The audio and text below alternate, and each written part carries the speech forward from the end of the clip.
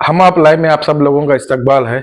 कल मैंने एक वीडियो बनाया था सोलापुर म्युनिसिपल इलेक्शन में जो मुस्लिम धुरंधर इलेक्शन हार गए हैं ऐसे 5 लोगों पर, जिसमें 3 तो सीनियर नगर सेवक रहे, एक्स नगर सेवक हैं, 2 अच्छे एक्टिविस्ट थे।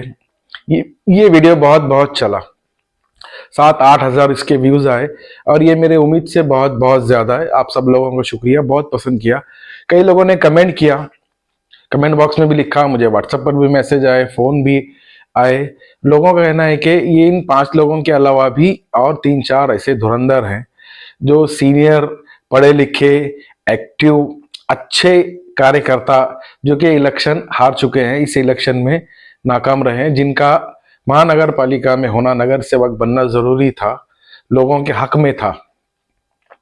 ऐसे कई नाम, जिसमें यूएन बेरिया साहब का नाम है, फिर एक मैडम फिरदौस पटेल, फिर राजा बागवान सर, ऐसे 3-4 नाम आए। तो इस आज मैं राजा बागवान सर के बारे में बात करूंगा। राजा बागवान सर वैसे शोलापुर के सियासी समाजी हलकों में बहुत मशहूर मकबूल नाम है। ये प्रभाग नंबर 14 ब से 14 ब शायद से इलेक्शन लड़ रहे थे समाजवादी की पार्टी के टिकट पर। वैसे तो ये एमआईएम पार्टी के कार्यकर्ता थे, उनको वहां से टिकट नहीं मिला, इसके लिए इन्होंने समाजवादी पार्टी से भरा।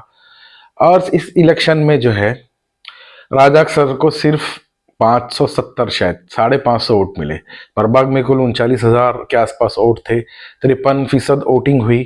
53% के हिसाब से अगर देखा जाए तो 20,000 के आसपास वोट गिरे, इसमें राजा सर को सिर्फ 500 550 के आसपास वोट मिले। इस वीडियो का हमारा टॉपिक ये है कि हमेशा से एक चर्चा बनी रहती है, बयानात होते हैं, तकरीरें होती हैं, मज़ामीन लिखे जाते हैं कट्टों पर, कैंटीन्स पर, इधर उधर व्हाट्सएप पर चर्चा होती है, डिस्कशन होता है कि कैंडिडेट पढ़ा लिखा हो, कॉरपोरेशन को समझने वाला हो, बात करने वाला हो, बोलने वाला हो, सब कुछ जानने वाला हो, समाज से जुड़ा हुआ हो, समाज के हालात से वाकिफ हो, ऐसे लोगों को हमें चुनना चाहिए। ये डिस्कशन तो बहुत होता है, लेकिन जब कैंडिडेट मैदान में आते हैं तो उनका क्या हाल होता है, ये देखिए। राजा सर को सिर्फ 570 के आसपास वोट मिले हैं। ऐसा नहीं कि उन्होंने पहली बार किस्मत आजमाई, साहब ने 2002 में भी जो है समाजवादी पार्टी के टिकट पर इलेक्शन लड़ा था, तब भी उनको 1200 के आसपास ही वोट मिले थे। आज भी 500 550 के आसपास ही वोट मिले हैं। राजा सर रिटायर्ड हेड मास्टर हैं, सियासत से जुड़े हैं, वो कांग्रेस पार्टी के एक्टिविस्ट रहे, समाजवादी पार्टी में रहे, उसके बाद एमआईएम पार्टी में रहे, फिर से समाजवादी पार्टी से जुड़े। सियासत के अलावा समाजी काम में, उर्दू अदब की एक्टिविटीज हो, ड्रामा की एक्टिविटीज हो, खेल का मैदान हो, कोई भी सोशल वर्क हो, इसमें राजा सर हमेशा आगे रहते हैं। ये रिटायर्ड हेड मास्टर, लगभग मैं कहता हूँ 40 साल के आसपास का इनका समाजी करियर है। एक बड़ा नाम है, पढ़ा लिखा, और दूसरी बात क्लीन इमेज के हैं। अक्सर कैंडिडेट्स के बारे में चर्चा होती है, कमेंट बॉक्स में भी बहुत लोगों ने लिखा है, मुझे भी व्हाट्सएप पर मैसेज आए कि ये जो हार गए कौन से बड़े ये थे, इनके धंधे ऐसे, इनके कारनामे ऐसे, इनकी ये ऐसे, उनके वो ऐसे। जब कैंडिडेट जीतते हैं तब भी हम ये कहते हैं कि इसके कारोबार ऐसे, इसका ये धंधा, उसका वो धंधा, इस पर ये केस है, उस पर वो केस है। ये सब बातचीत तो बहुत होती है, लेकिन ऐसा आदमी जब मैदान में आता है जिस पर न तो कोई केस है, न तो कोई दाग, कपड़ों पे दाग है, न कोई धंधा कारोबार पर कोई सवाल या निशान है, तो वो इतनी बुरी तरह क्यों हार जाता है? इतनी बुरी, कितने कम वोट, अपनी डिपॉजिट भी बचा नहीं पाता। देखिए, इस इलेक्शन में जो जीते हैं, कौन सी पार्टी जीती, कौन जीता, ये हमारे वीडियो का टॉपिक है ही नहीं। जो जीते हैं उनको हमारी मुबारकबाद, शुभकामनाएं। उन्होंने मेहनत की है, पैसा खर्च किया है, जान माल जबरदस्त लगाया, तभी जीते हैं।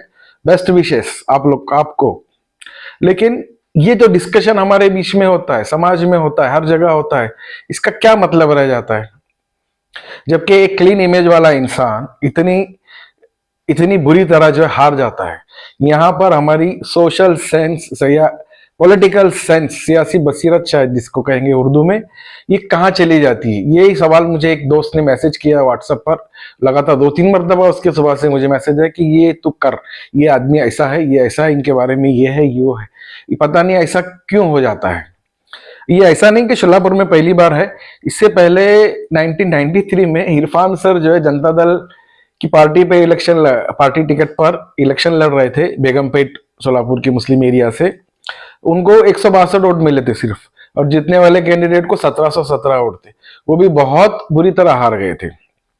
ये हमारी हिस्ट्री रही, यानी पिछले क्या कहते हैं 7 और 7 से मिलाकर 24-33 सालों 33 साल पहले भी वो हाल था। आज व्हाट्सएप के दौर में, इतने टेक्नोलॉजी के दौर में, इतने मीडिया, सोशल मीडिया के दौर में भी वही हालात हैं।